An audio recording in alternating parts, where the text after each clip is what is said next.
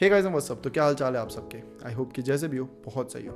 So guys, आज की जो स्टोरी है वो हमसे शेयर करी है रामलाल ने। तो thank you Ramlal for sharing your story with us. And अगर आप सबके पास भी अपनी कोई स्टोरी है तो उससे आके जरूर शेयर करें। सो रामलाल जो कि एक ट्रक ड्राइवर है, जिसका रोज़ की दिनचर्या का काम ही यही है कि रोज़ वो ट्रक में ही ट्रैवल करता था। वो उत्तराखंड में रहता था, बट उसने अराउंड द मतलब इंडिया के हर कोने में जाके ट्रक चलाया है। सो जो उनके मालिक जी थे, उनका उनका रेत का बिजनेस है, और रामलाल को वो बस वही रेत कभी यहाँ से वहाँ डिलीवर करनी होती थी, कभी यहाँ से वहाँ ले जानी होती थी। इसी के लिए उन्हें ट्रक चलाना पड़ता था। तो ये बात है जब उत्तराखंड में बहुत ज़्यादा ठंड पड़ी हुई थी, लाइक दिसंबर जनवरी की बात है। तो रामलाल जी उन्होंने ट्रक से डिलीवरी कर दी है जहाँ पे भी देनी थी, और वहाँ से अब वापस उत्तराखंड अपने घर की साइड वो आ रहे हैं। तो ट्रक में भी ऐसा कुछ नहीं है, और वो नॉर्मली आ रहे हैं। काफ़ी टाइम बाद आ रहे थे, मेरे ख्याल से 10-15 दिन का गैप था जब वो अपने घर से गए थे, और 10-15 दिन बाद वो फाइनली अपने घर पे आ रहे हैं। तो वो काफ़ी एक्साइटेड थे, और मतलब काफ़ी उनके दिन भी बहुत ज़्यादा ऐसे टायरिंग से थे। ये जो 10-15 दिन थे, पूरा ट्रक चलाना था ये वो, तो वो मतलब अब चाहते थे थोड़ा सा ब्रेक ले, आराम से रिलैक्स रहें, घर वालों के साथ थोड़ा सा टाइम बिताएं। और फिर उसके बाद उनका प्लान था कि मतलब वही 7-8 दिन का मैं ब्रेक लूँगा, और उसके बाद फिर वापस जो डिलीवरीज ये सब करनी है वो कंटिन्यू करूँगा। तो ठीक है, रामलाल का मूड काफ़ी अच्छा था क्योंकि फाइनली वो घर आ रहे हैं, और वो खुशी खुशी अपने घर की तरफ आ रहे थे। तो आते आते उन्हें काफ़ी लेट नाइट हो गई थी, लाइक रात के करीबन 1 बज रहा होगा जब वो आ रहे थे। हर जगह कोहरा ही कोहरा था, इतना इतना कोहरा था उस दिन कि मतलब ढंग से दिख भी नहीं रहा था आगे क्या है। ठीक है, अब वो स्लोली आ रहे हैं कि तब उन्हें ना अजीब सी एक चीज़ दिखती है। उन्हें दिखती है कि जो अच्छा, अब उस साइड रोड कैसे है, जिस साइड ये चला रहे हैं, इस साइड पूरी पहाड़ी है, और लेफ्ट साइड में पूरी खाई टाइप है, जैसे कि पहाड़ों में रोड होते हैं उस टाइप का है। तो उन्हें दिखता है कि जो एकदम खाई वाली साइड है ना, वहाँ पे एक औरत खड़ी है जिसने लाल कलर के मतलब लाल कलर की साड़ी पहनी हुई है। वो एकदम से चौंक जाते हैं इस समय पर। एक औरत, और वो भी ऐसी जगह मतलब एकदम सुनसान इलाके में, ना कोई घर ना कोई दुकान, कुछ भी नहीं था। तो बड़े चौंक जाते हैं। वो धीरे धीरे ट्रक को आगे लेकर जा रहे हैं कि तब वो जो औरत होती है वो एक जगह खड़े होकर उन्हें ऐसे हाथ दिखाती है, मतलब लिफ्ट मांग रही है। और वो बोलती है कि आप मुझे आगे तक छोड़ देंगे, ऐसे चिल्ला के बोल रही है। तो रामलाल जी उधर रुक जाते हैं कि ठीक है, इतनी रात को कौन ही मदद करेगा औरत की, तो मैं कर देता हूँ। तो रामलाल जी बोलते हैं आप आइए बहन, और आप बैठ जाइए, मुझे बताइए कहाँ पे आपको छोड़ना है। तो वो आती है, वो बैठ जाती है। तो वो बोलते हैं कि आप मुझे थोड़ी सी आगे छोड़ दीजिए, मेरे को बस अपने घर तक पहुंचना है, और अभी बहुत रात हो चुकी है, तो चलकर जाना भी मतलब कोई ऐसे लिफ्ट भी नहीं मिल रही, बस भी नहीं आ रही, तो प्लीज़ आप मेरी थोड़ी सी मदद कर दीजिए। रामलाल जी बोलते हैं बिल्कुल, आप आइए बैठिए। रामलाल जी उन्हें बिठाते हैं और अब चल पड़े हैं। फिर रामलाल जी उन्हें पूछते हैं कि आप इतनी रात को कहाँ पर, मतलब आप क्या कर रहे हो इतनी रात को यहाँ पर। जिस पे औरत बताती है कि मुझे मेरे घर पे जाना था, बट जो बस थी जिससे मुझे जाना था वो मुझसे मिस हो गई, और बस मिस होने के कारण मुझे अकेले जाना पड़ रहा है। रामलाल जी पूछते हैं तो आपने दूसरी बस क्यों नहीं ली। तो वो औरत बताती है कि बस वो आखिरी बस थी जो इस समय आने वाली थी, उसके बाद कोई बस थी नहीं, अब तो सुबह आएगी, और सुबह तक मैं क्या ही करती, तो मैं बस जा रही हूँ अकेले। रामलाल जी को बड़ा अजीब लगता है। रामलाल जी पूछते हैं तो आप जाना कहाँ चाहती हो एग्जैक्टली। जिस पे औरत कुछ नहीं बताती, बस वो यही बोलती रहती है कि थोड़ी सी आगे आप मुझे छोड़ दीजिए, थोड़ी सी आगे। रामलाल जी को अपने आंसर्स नहीं मिल रहे, तो उन्हें बड़ा अजीब सा लग रहा है कि थोड़ा सा आगे मतलब कहाँ पर, कितनी आगे। रामलाल जी को अपने आंसर नहीं मिल रहे। उन्हें जानना है कि आखिर ये औरत जाना कहाँ चाहती है, आई कहाँ से है, इतने टाइम में कर क्या रही है, बट कुछ भी क्लियर आंसर नहीं थे। बस वो यही बोले जा रही थी कि बस मिस हो गई, आखिरी बस थी, और ये वो। जब भी पूछो कहाँ आपको छोड़ना, कहाँ है एग्जैक्टली, आप मुझे बता दो, मैं वहीं छोड़ दूंगा, बस थोड़ी सी आगे आप छोड़ दीजिए। ऐसे कर करके करीबन 1 घंटा हो जाता है, और वो बस यही बोलते रहती है थोड़ी सी आगे, थोड़ी सी आगे। वेल फाइनली अब एक समय आता है जब वो बोलती है कि अच्छा ठीक है, मुझे यहीं पे उतरना है। रामलाल जी ट्रक रोक देते हैं कि अच्छा बहन, आपको उतार देता हूँ। तो ट्रक रुका है, और रामलाल जी ना ध्यान से आगे पीछे देखते हैं। अच्छा, इस टाइम फॉग भी बहुत ज़्यादा है, तो इतने अच्छे से दिख भी नहीं रहा कुछ, बट रामलाल जी देखते हैं कि आगे पीछे कुछ भी नहीं है। मतलब वो एक खाई जैसे नॉर्मल एक रास्ता होता है, नीचे खाई, बस वही है, कुछ भी नहीं है, ना आगे ना पीछे। बट हाँ, जो लेफ्ट साइड है वहाँ पे एक बड़ा सा पेड़ होता है, बड़ा सा एक विशाल पेड़। तो वो औरत उतर के उस पेड़ के नीचे चली जाती है। रामलाल जी देख रहे हैं। रामलाल जी पूछते हैं कि आपको कहाँ जाना है, यहाँ पे तो कोई घर भी नहीं है, और आप सही जगह उतरे हैं, कि कोई मिस्टेक तो नहीं होगी आपसे कि आपको आगे कहीं छूटना हो, आप यहाँ उतर जाए। जिस पे औरत कुछ बोलती नहीं है, बस चुपचाप उस पेड़ के नीचे खड़ी हुई है। रामलाल जी उस औरत को देख रहे हैं कि भाई ये कहाँ उतर गई है, ये ऐसी जगह, ये क्या कर रही है। तब वो औरत एक अजीब सी चीज़ें करने लग जाती है। उस पेड़ के नीचे खड़े होकर वो अपनी जो साड़ी होती है उसको ऐसे फाड़ देती है, मतलब एक साड़ी का पोर्शन फाड़ती है, उसको ऐसे पेड़ में फेंक के उसको ऐसे फंदा टाइप बना देती है। रामलाल जी डर गए हैं, ये कर क्या रही है, और वो रामलाल जी को देख के हंस रही है, बहुत क्रीपी सी स्माइल दे रही है, बहुत बहुत ऐसे डरा देनी टाइप स्माइल है वो, और उसे देख के हंसे जा रही है, हंसे जा रही है, हंसे जा रही है। रामलाल जी बहुत ज़्यादा डर गए हैं, वो रोकना चाह रहे हैं लेकिन वो ट्रक से नीचे भी नहीं उतर पा रहे क्योंकि वो इतने डर गए कि कर क्या रही है। वो बोल रहे हैं कि बहन तुम क्या कर रही हो, बहन ये क्या कर रही हो, तुम ठीक तो हो, तुम आओ वापस, तुम्हें घर छोड़ देता हूँ, तुम क्या कर रही हो। जिस पे वो सिर्फ हंसे जा रही है। रामलाल जी का बताना है कि इस समय पे वो इतना ज़्यादा मतलब डर गए थे कि उनके हाथ काँप रहे थे, वो ना ट्रक आगे बढ़ा पा रहे थे ना नीचे उतर के उसकी मदद कर पा, कुछ कर ही नहीं पा रहे थे, बस फ्रीज हो गया और वो बस बोले जा रहे हैं कि क्या कर रही हो, मत करो मत करो। और यही देखते देखते वो औरत जो उसने फंदा टाइप बनाया होता है उस फंदे के अंदर अपना गला डाल देती है और वहीं लटक जाती है, वहीं वो ऐसे झूलने लग जाती है। और वो फिर भी पूरा झूलने के बाद भी रामलाल जी को देख के हंस रही है, वो बहुत ज़ोर ज़ोर से हंस रही है।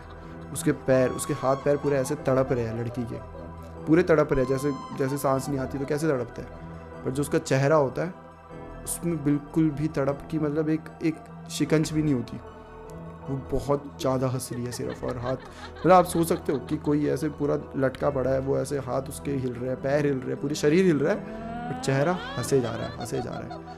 रामलाल जी समझ जाते हैं कि ये कोई नॉर्मल औरत नहीं है, और अगर नॉर्मल औरत भी है तो ये केस नॉर्मल नहीं है। रामलाल जी उसी टाइम वहीं से अपना ट्रक फुल स्पीड में वहाँ से भगा देते हैं। वो उन्हें कोहरा होता है, कुछ आगे दिख भी नहीं रहा होता, बट स्टिल वो बहुत स्पीड में अपना ट्रक वहाँ से भगाते हैं। और रामलाल जी के पसीने छूटे पड़े हैं। रामलाल जी को समझ नहीं आ रहा है उन्होंने क्या देख लिया।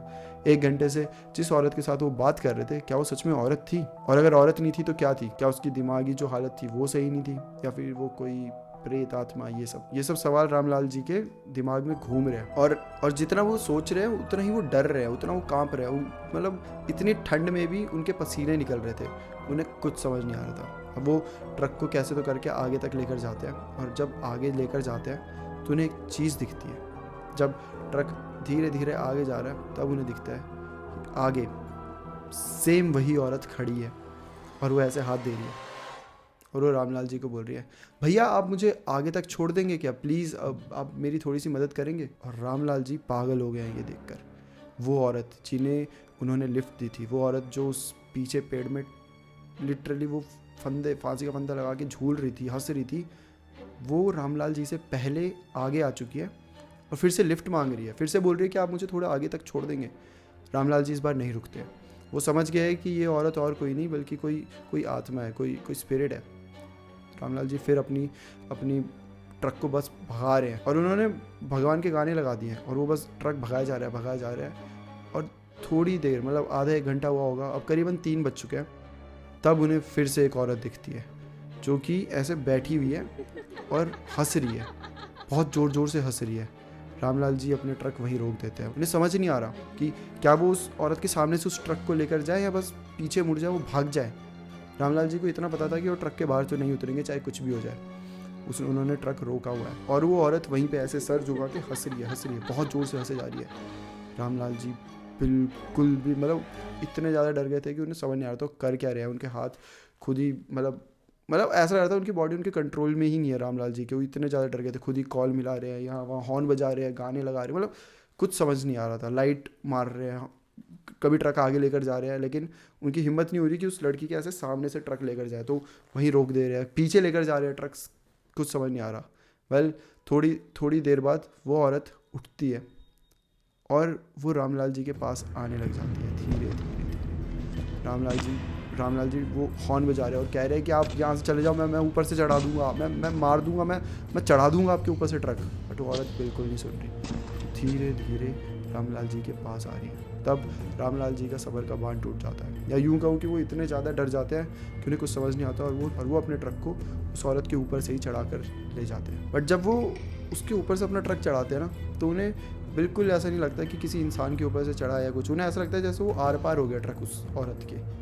वेल ज़्यादा कुछ ना सोचते हुए वो बस भगवान के गाने, वो हनुमान चालीसा जोर जोर से पढ़ रहे हैं और बस ट्रक को भगा रहे हैं। अब जो उनका घर है वो करीबन 2 घंटे दूर है, मतलब अगर अभी 3 साढ़े 3 बजे तो 5 साढ़े 5 बजे तक घर पहुंच जाएंगे। उन्हें बस ये 2 घंटे सर्वाइव करने, उन्हें बस ये है कि मैं कैसे भी पहुंच जाऊं और मुझे वो औरत ना दिखे।